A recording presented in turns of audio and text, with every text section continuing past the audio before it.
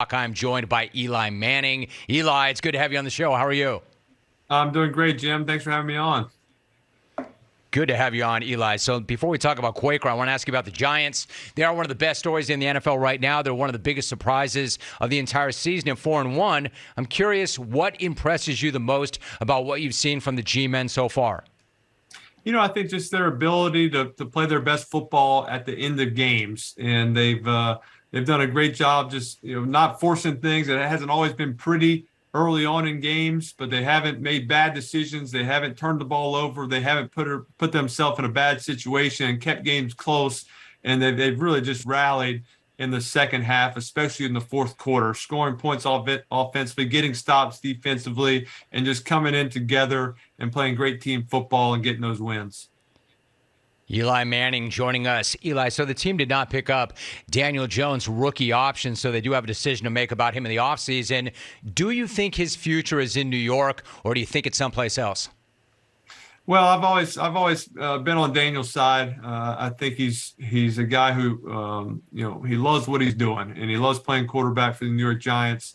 He works extremely hard at it. He's tough. He's a great teammate, and I think he's playing his best football right now. And he's and it's not easy for him. It's not like he's got guys running wide open and receivers that are just winning one-on-one matchups. He's having to really make good decisions, and because of that, he's not forcing it. It allows that offensive coordinator to keep calling aggressive plays and call play actions and bootlegs and put him in a position where he can throw it, he can run it, and he just continues to make those good decisions and plays his best football in the fourth quarter.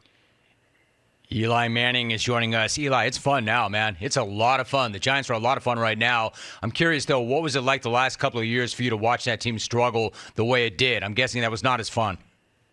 No, it's never as fun, just because also you know the players, you know the coaches, you know the ownership, and so many people in the building that work so hard, and you want them to do well. So you're rooting for the players more than you're just rooting for the team. And seeing Saquon and his injuries and what he was dealing with, and Sterling Shepard with his injuries, and even him dealing with another one this year, and Daniel and what he was going through. So this is exciting. I was at the game yesterday in London, got to root for them and be around that, and so just happy to see them winning.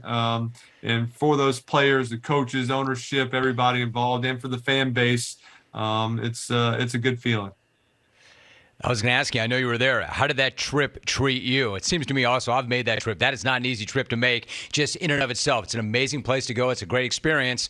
If you're going to go, you certainly want to win, and they did. How did the trip to London treat you personally?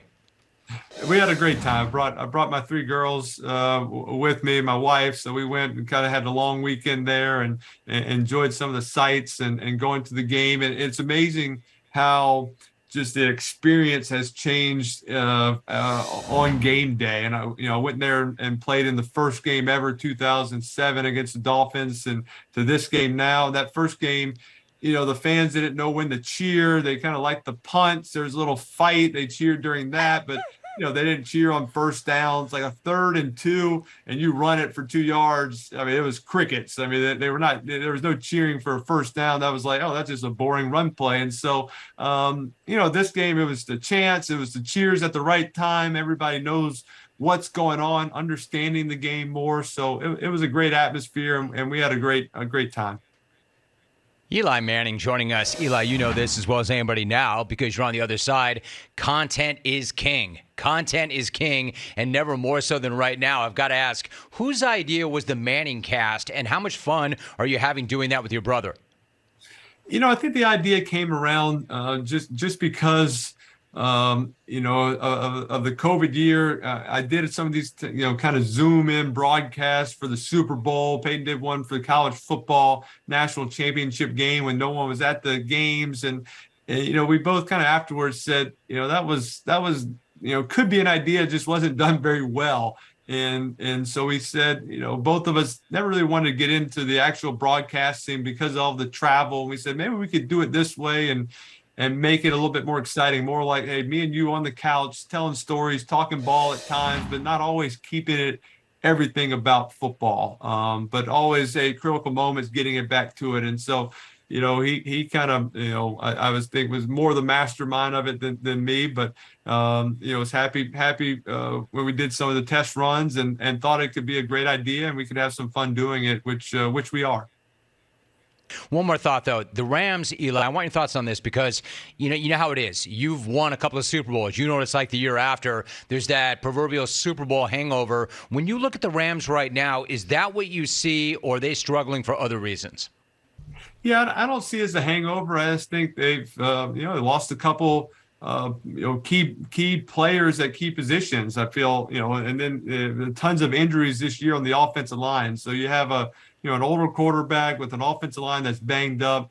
They lost Odell, which is a big part, last year in the second half of the season with him. Allen Robinson hasn't quite taken over that spot. I think he's a good player. They're just not, finding out how best to use him. And so they're struggling from the offensive standpoint to give Stafford enough time to make some plays and to get the run game going. And so that can just happen in football. Nothing carries over. There's no automatic carryover from season to season. And, it's never going to be as easy. It's going to be harder every time. And so, you feel for them. I feel for Matthew. I feel for the coach and what they're going through because they have a lot of great players and good scheme. They're just not, quite able to get to everything they want to do.